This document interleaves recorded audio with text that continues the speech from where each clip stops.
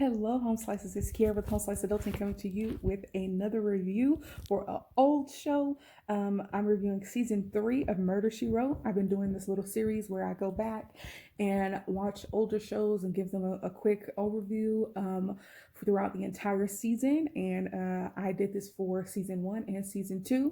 It's an interesting show. I love a good whodunit, and if you love a good whodunit and you haven't watched Murder She Wrote in a long time, or if you have never watched it, you can check it out on Peacock. I'm a big fan. So let's get into critiquing the third season of Murder She Wrote, which came out, if I remember correctly, 1987 and 1988. So keep that in mind. But here we go. We are at season 3 of Murder She Wrote. We have Angela Lansbury, who's still out here writing books, still out here doing her thing, touring the country, visiting her numerous family members and friends. She has accumulated a lot of nieces. She has a lot of nieces, nephews, and cousins that she is going to see all across the country. So here we go. So some of the things to note about season 3. Um, One of the things that I'm really picking up on, and of course, since this is the late 80s, it's not a time where they are like super concerned about inclusivity or um, not depicting things in a stereotypical way, but they have like a really stereotypical depictions of certain parts of the country, namely New Orleans and Alabama, were two places that this third season kind of showed me, and I was like, ugh, that's kind of yucky. But once again, she has so many nieces and nephews and cousins, and we do get some more recurring people. We see her nephew maybe 2 or 3 times, and I think we see one of her nieces once again as well. So the show has more than Angela to fall back on. And they have some recurring characters. Not everybody's just this freshly new person that we have to remember or whatever. So that's nice. It's also oddly weird how often her nieces and nephews are accused of murder. Like every time she come into town, there's a murder that their niece or nephew is implicated in. That's kind of weird. But this is old television. I don't know. Ugh, whatever. So in this season, she finally gets a little love interest. It is a recurring character, somebody we saw at the beginning of season 2. He used to be a former member of the MI6, which is I think like the British spies. So he comes back into the picture, and he, is trying to go out on a date with her. He ends up getting hurt, so they never, figure that out. So, go figure. Once again, Angela Lansbury is just this sweet little old lady who love prospects just don't work out for her. And that's just some weird stuff. Angela Lansbury has needs, okay? And maybe, just maybe, she can get past the first date with one of her love interests on the show. I mean, come on, geez. That's very annoying to me that they won't let this little old lady move on from her widow and her stop being this little doting widow. And I don't like that. Anyways, so part of one episode they had this weird situation that didn't make sense.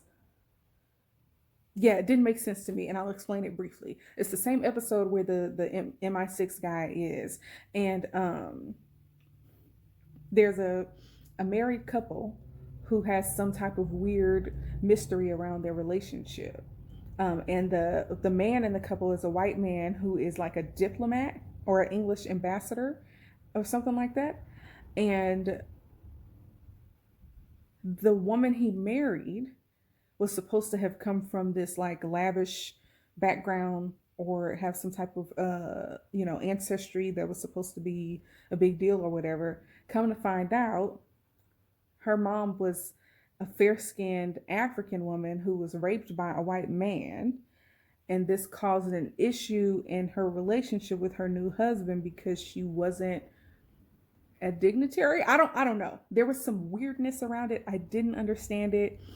He was basically saying, I'm in love with her now, so it doesn't matter that she doesn't have a pure bloodline or that she's half black, or like I don't know what the deal was. It was weird. It was weird. Okay. And I don't understand what the point of them including that.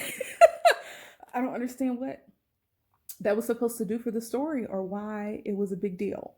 But I mean racism, whatever. Okay. Moving on. once again, all throughout the season, they are minimizing violence against women and sexual harassment. And there's a lot of men snatching women up and then kissing them. And there's this really big confusion between being embroiled in passion versus being assaulted by a man. Okay. Whether you're in a relationship with them or not. So it was weird. But late 80s. So moving on. Y'all, I'm just now noticing that all of the sets that they are in are freaking huge. There is no such thing as a small room on this show. And I understand that like back in the day, maybe the equipment was larger or whatever. But when I tell you these sets and these offices and these bedrooms and these houses and these sets where they are actually filming the thing, they are in a huge space. Like all the bedrooms are freaking huge. All the offices are freaking huge. Like, dang, okay. And once again, we're always supposed to believe that Jessica is always in town once her relatives get accused of murder. They're getting a little better. They got a little better this season with the endings. It feels like they started to experience with monologues from the people who committed the murders. So that was interesting. So they played around with that. She gets her first on-screen mouth kiss from the guy who played Mr. Magoo, whose real name is Leslie Nielsen. But this is another love interest, right? The person that she's known since childhood, and she ended up marrying her husband instead of him. But it's a good thing that she didn't go out with him because, of course, he turns out to be like a little scammer. And it's like anytime she has any hope of getting with somebody, it's like she's being punished for even thinking about moving on after her husband dies. Like, don't even think about it. Jessica Fletcher, don't even think about getting involved with somebody else because we're going to punish you by making that person either be accused of murder or actually a murderer or, you know, somebody who doesn't have good morals. So, yeah, they just keep punishing Jessica Fletcher for wanting to move on with her life as a widow, basically. Yeah, he turns out to be a shady mofo who has crazy business dealings with loan sharks, and she has to weasel him out of it, and she gives him like $5,000, and he gives it back to her miraculously. You know, we know he's shady, but at least he paid her back. Anyways, also, one of the things that I'm annoyed with, and this is not just this show, I also feel the same way about the Cosby Show, is that they use the same actors over and over. And it annoys me because it makes it so, and I feel like there's a lot of this now, so that Hollywood is really entrenched with this handful of people who are acting, and it makes it really hard for people who are from different backgrounds, who have different identities, who don't have nepotism on their side. It makes it really hard for them to break into these areas, particularly if it's the mindset of like, we can only have one at a time, right? Like, we can only have one funny Black woman at a time, and that's Queen Latifah for now. And maybe in 10 years it'll be somebody else. So like that's a problem for me. So one of the things that I noticed was that there's a Glenn Turman who played Colonel Taylor in A Different World. He was on the New Orleans episode in season 1, and he was on an episode this season. And I can't remember what the episode was about. I think it was to do with like a magazine. Vicki Lawrence, who is the person who played the lead character in Mama's Family, was on 2 episodes as well. One on the cruise ship and one when she was a part of a jury. We also have, what's his name? I'm looking it up right now. I know I have it in my notes somewhere, but there's a actor. Shoot, I guess I don't have it here. I don't have his name in my notes. But there's the actor who played Dorothy's husband on The Golden Girls has shown up in 3 different episodes of this series. He was a bus driver in one, he was a cop in another, and he in this one, in the 3rd season, he played an investor who was investing in some type of theater or a Broadway show or something like that. And it's like, okay, don't play with my intelligence. I know this person was on previous episodes. And the Cosby Show has the same things. Like, one of the things that I didn't like about the Cosby Show is that the actor who turned out to be the person who married Lisa Bonet's character went out on a date with Sandra, who was Lisa Bonet's older sister, towards the beginning of the series. And it's like, y'all, you cannot serve up these same actors and expect us not to know or remember that you use these same actors. Like, give somebody new a chance. Dang. Okay, moving on. It's a pet peeve of mine. So I feel like the show does not do a very good job of us guessing the victim. It's always very obvious. Like guessing the murderer is pretty challenging. I'll agree with that they do a good job of that. And I've actually only been able to figure out maybe one or two of the murders before Jessica told me. But it's always obvious who the murderer will be. They are always severely disliked. They usually have a very bad attitude. It's almost never somebody who's like endearing or caring or anything like that. And I understand it's because they need to make sure that this person has a lot of enemies and a lot of potential murder suspects. But it's like, come on now. Make it a little harder for us to guess who the victim is. They did, for the first time, they did a crossover with the show Magnum PI, which was really interesting. It was the most Pacific Islanders that I saw on the show, which added some diversity, which was nice to see.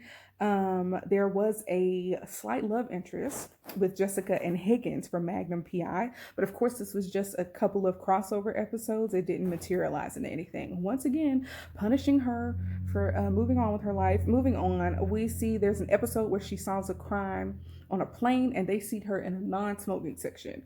There were smoking sections on planes.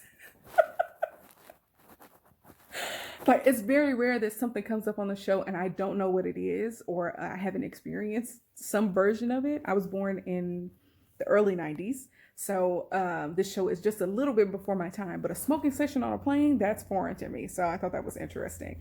Moving on, we see that there's an ageism theme that shows up a lot, and that Jessica is discounted quite a bit because she is an older woman. So seeing her defy those odds are great. There's a boxing episode that features another recurring character, this kind of almost private detective that she keeps running into. The boxing episode has Black people in it, and the private detective basically is given a prize fighter and a will, and the prize fighter is Black, and I'm like, this is slavish. No. No, don't like it. You know, the guy who died leaves the contract for the Black boxer, and they even mentioned slavery in the show, but it was unrelated, but whatever. Moving on. In that same episode, we saw LeVar Burton from Reading Rainbow, so that was cool to see him as a very young guy with a high top, high top fade. So this season, something that kind of annoyed me, but made sense, is that there are more male detectives who are taking credit for solving the cases that Jessica solved. And the problem that I have with that is that Jessica's not fighting back. And I understand that she's not in it for the credit, but you can't let these dudes that are out here discounting your skills and abilities because you're a woman and you're an older woman, you can't let them take your credit, boo.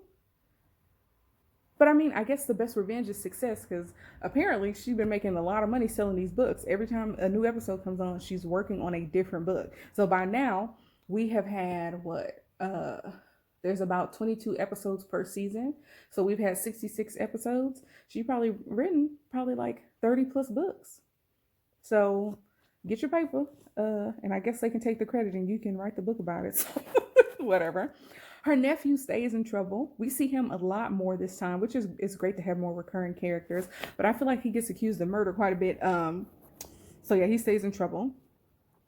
She has another love interest later on in the show. He turns out to be a widower, so I guess that's more acceptable. We got two older, lonely people or whatever, but we didn't hear from him again, so I guess that never materialized as well. We see she almost got shot, which, you know, I don't advocate for people to be murdered, but if you out here solving murders, that means that people want to like get rid of you. So I feel like that was more obvious, or more acceptable, whatever you want to call it, whatever, you know, the producers might have felt it was.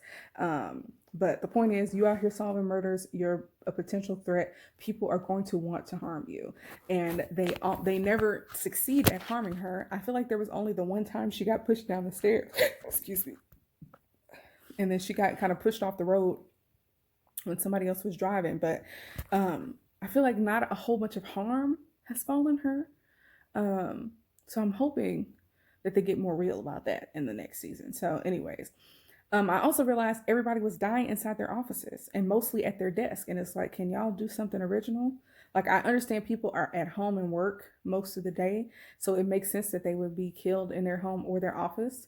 But, like, are they all going to die at their desk and in their office? Like, let's mix it up, okay? um, they had an interesting episode on accessibility where Jessica started to record one of her books for the blind to listen to, which I thought was cool. So this was like the first I have ever seen, or the earliest I have ever seen of audiobooks. So I thought that was pretty cool about them doing, novels on tape for the blind. And in the final episode of the season, there was this chauvinistic cop who, it was more like this very overt sexism against women.